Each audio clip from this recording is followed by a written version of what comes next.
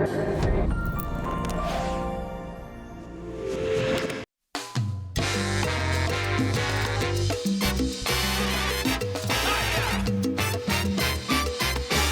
pueblo solo con su voz es poderoso. El pueblo y su voluntad. ¡Ay! Un pueblo que ríe y goza. ¡Esto es Cali! ¡Esto es Cali! ¡Muévete, muévete!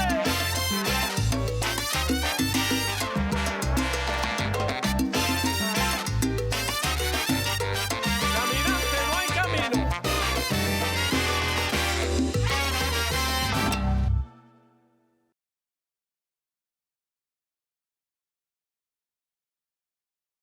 En los años 70, la salsa no solamente se vive y se baila en griles, discotecas, bares y tabernas, sino que empieza a incursionar en el campo de las artes, empezando por la literatura.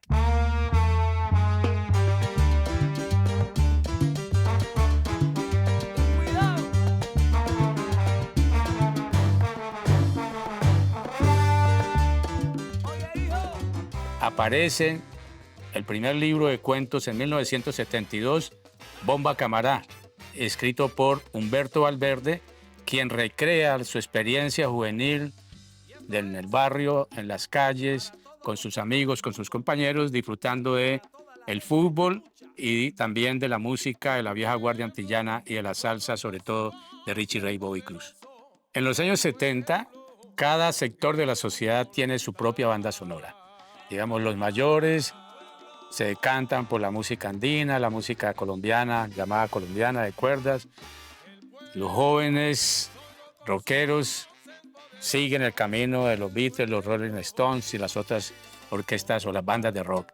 Y los salseros pues siguen la melodía y el ritmo de Richie Ray, Bobby Cruz y toda la demás salsa que llega de Nueva York y Puerto Rico. Después del libro de cuentos de Humberto Valverde aparece la novela Que viva la música de Andrés Caicedo en 1977. Y ella le da un nuevo aire y un nuevo estatus a la salsa en la ciudad, porque al entrar en el campo del arte, la salsa se resignifica y empieza a ganar nuevos públicos a través de la literatura y a través de lectores que quieren no solo conocer, saber de literatura, sino también saber de salsa y saber sobre Cali.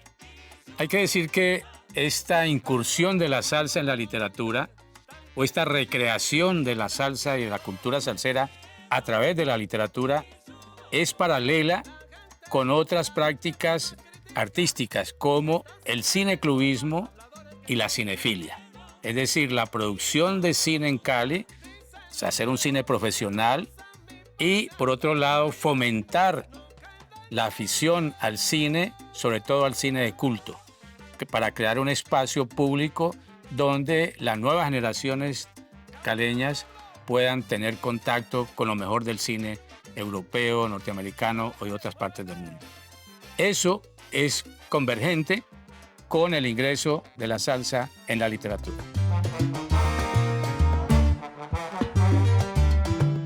En este breve instante que en la vida, prométeme.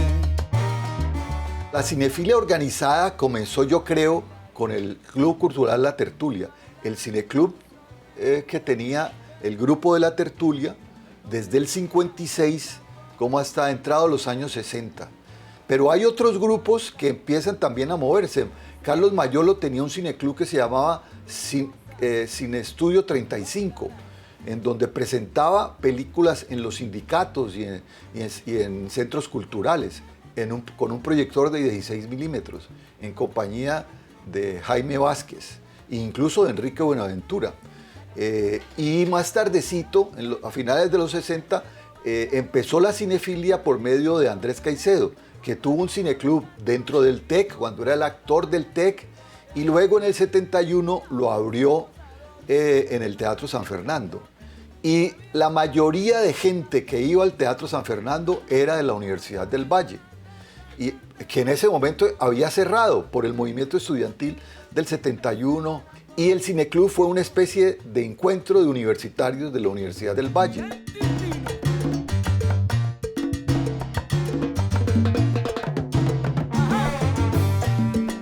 En ese contexto del cineclubismo y la cinefilia, Andrés Caicedo y sus amigos crearon la revista Ojo al Cine, una revista especializada en la crítica cinematográfica, algo novedoso porque no existía en Cali una tradición que estos jóvenes vanguardistas pusieron para disposición de la ciudad y los ciudadanos, no solamente de los cineastas y los cinéfilos, sino todos aquellos que quisieran aproximarse al séptimo arte.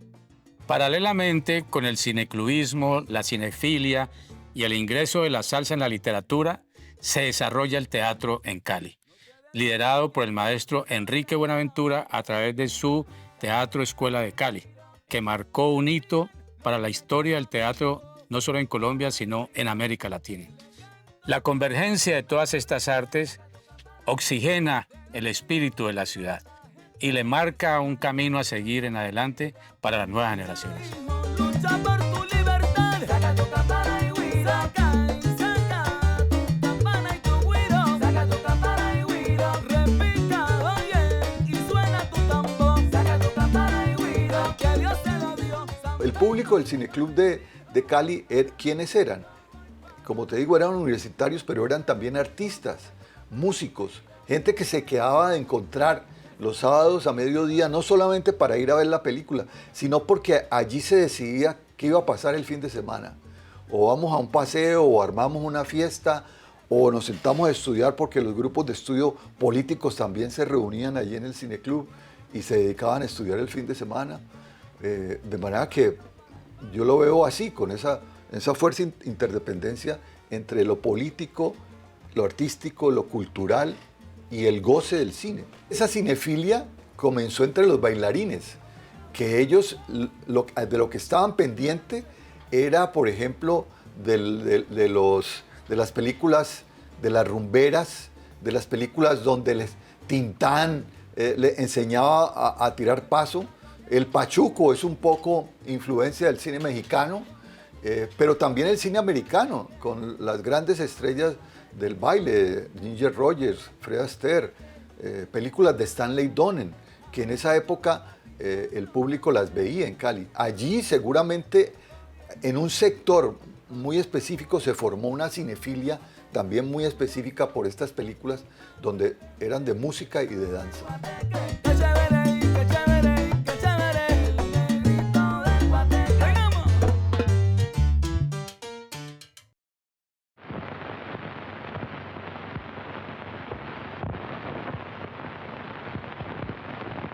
La idea de Angelita y Miguel Ángel surge de un cuento de Andrés sobre dos personajes que viven en la oscuridad, dos personajes que viven encerrados, que es prácticamente una constante en la obra de él, ¿no? Los personajes encerrados.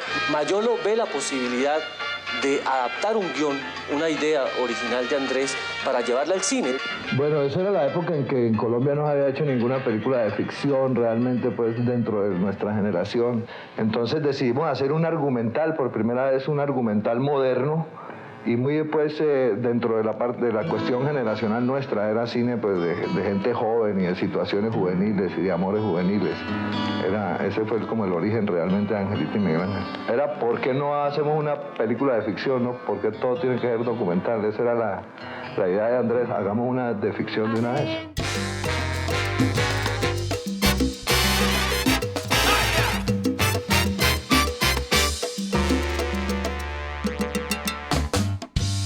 Y esto es para todos los pueblos del mundo, para toda la gente que lucha.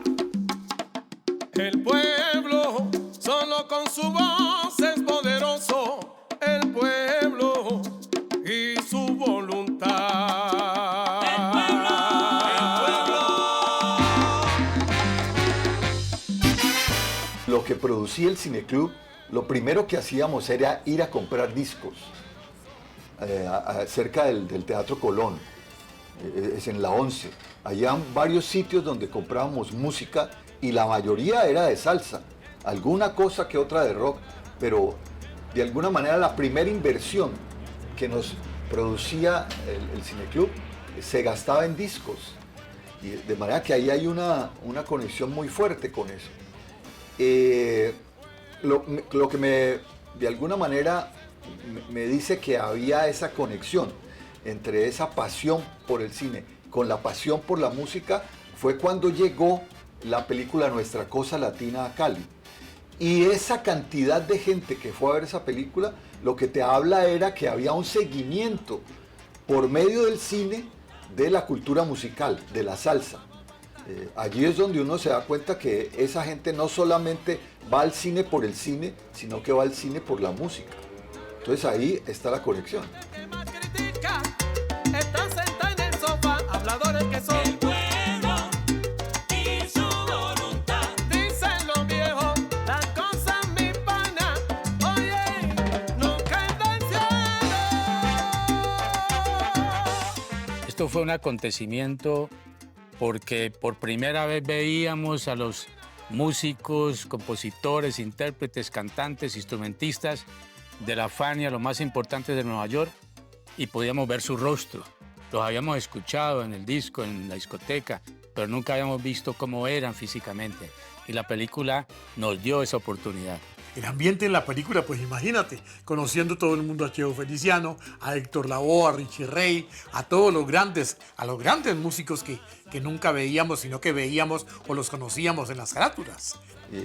Y la gente que no los conocía pudo conocerlos por medio del cine.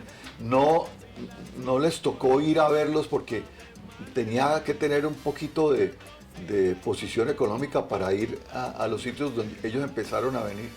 Pero la gente común y corriente de los barrios populares que no pudo asistir a verlos en esas discotecas, pudo gozarlos con la película.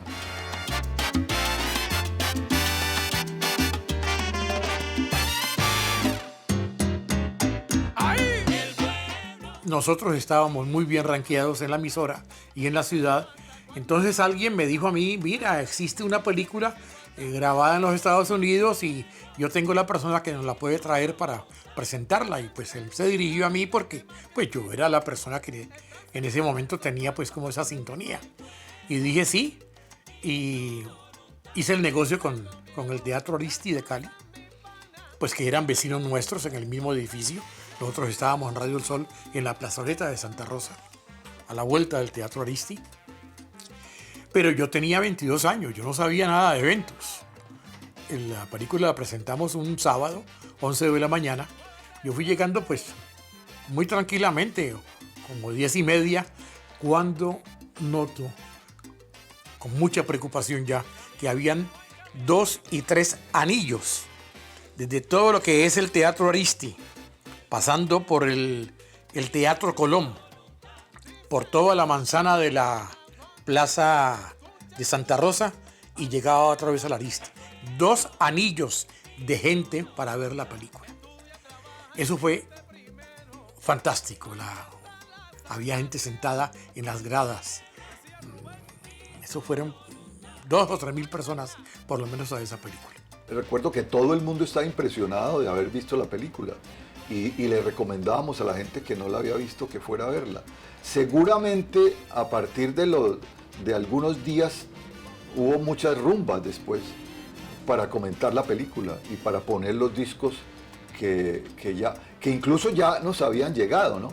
Porque esa música que tocaban en la película ya estaba acá, ya la conocíamos. Y lo único era que no habíamos visto la actuación en público de esos cantantes. Nunca dejes de soñar. Síguelo. Ahí. Dieguito Vargas. Fue un momento apoteósico y de quiebre, creo yo, en el ambiente musical de la ciudad. Y entonces yo estaba emocionado porque eso me traía a mí unos pesos que siempre hacen mucha falta. Termina la película cuando veo que el administrador del teatro me llama aparte y me dice, Camilo, íbamos a hacer cuenta. Y yo dije, ¿cómo así? ¿Cuántas personas entraron? Yo feliz, pensando en que me iba a ganar un dinero. resulta que la gente rompió mucho vidrio. Y nos tocó de esa plata, de la boletería, pagar esos vidrios al Teatro Ariste. Yo creo que salí como con unos pesos que me permitieron de pronto un sancocho o un cuarto de pollo.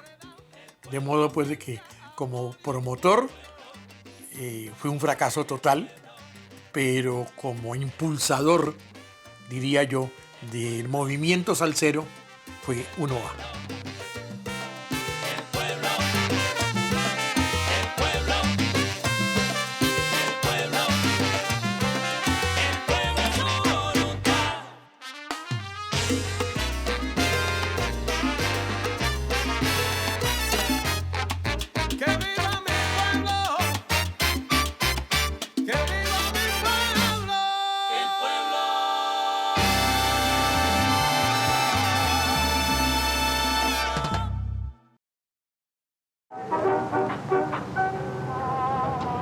Aquí se proyectó la María por primera vez aquí en Cali.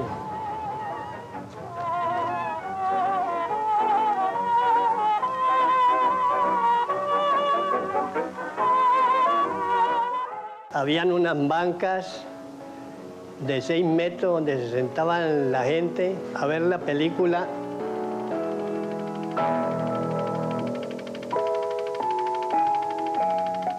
El telón estaba allá al fondo, donde está esa tapia.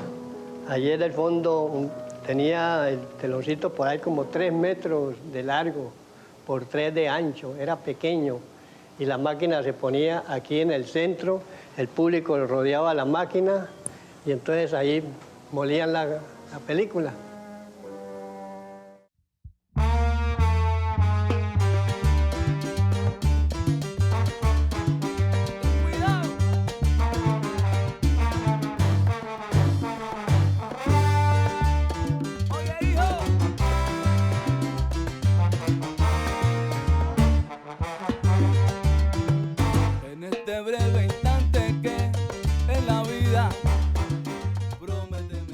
Yo estuve allí dentro de toda esa juventud emocionada, cantando, celebrando el acontecimiento de ver la película.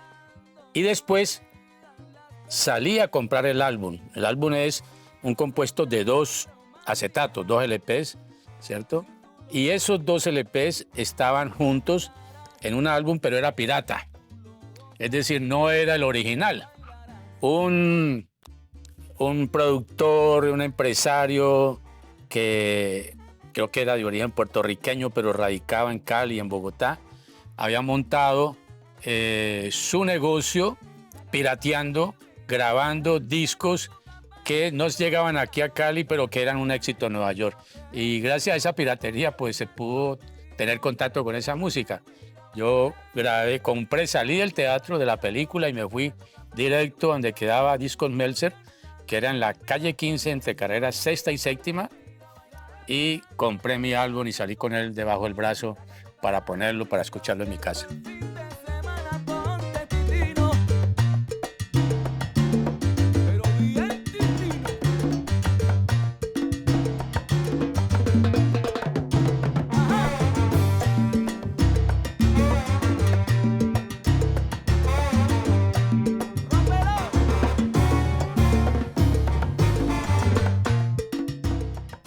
En la década de 1970 surge una nueva generación de artistas vanguardistas, jóvenes de clase media y alta, que, irreverentes, locos y mucho más, se dedican al cine, a las artes plásticas, a la literatura, al teatro. Y esto le da una nueva mirada a la ciudad sobre sí misma, una mirada crítica.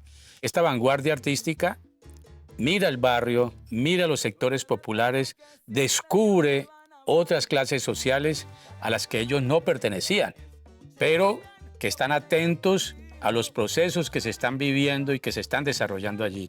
Y esos procesos y esa realidad diferente que perciben la llevan al arte, la llevan a la literatura, la llevan al cine, la llevan al teatro, la llevan a la pintura y a otras manifestaciones estéticas.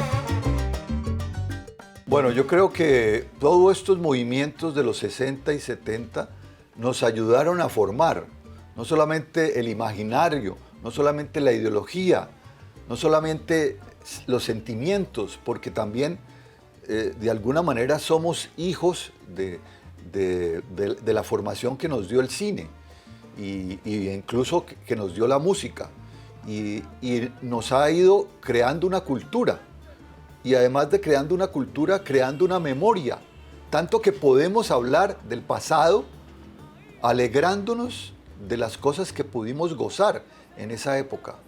Entonces esa construcción de cultura que no es sino también tejido social, que no es sino también creación de memoria, ha sido importante para el ser caleño, para conformarnos como ciudadanos de una ciudad que es la ciudad de Cali.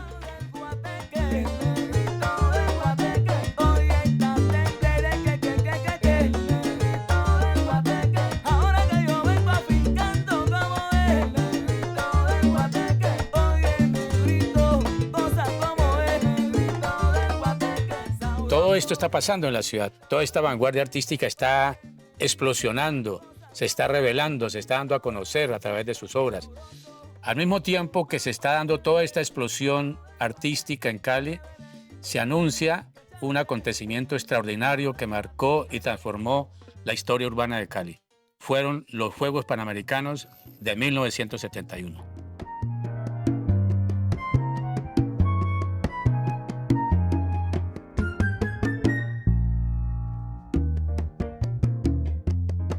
Por su dulzura y su sabor, no cabe duda, la sucursal es la mejor. Cuenta la historia de Cali y su cultura, que era el azúcar, la fuente de su sabor. Pero como todo siempre es natural, en vano no pasa el tiempo, hay que evolucionar. ¡Ay! ¿Cómo? Rico Freud, el cuento de la caña, el cuento del azúcar, el cuento de la caña, el cuento del azúcar, el cuento de la caña, oye, el cuento del azúcar. Ten cuidado con el azúcar, el cuento de la caña, que se te sube y se te va. El cuento del azúcar, esa insulina, el cuento de la caña, que la caña por aquí. El cuento del azúcar, que el dulce por allá. El cuento de la caña, ten cuidado, el cuento del azúcar, con tanto melao. Ay, qué rico su sabor, pero el cuento de la caña me tiene loco. El cuento del azúcar, el cuento de la caña, el cuento del azúcar.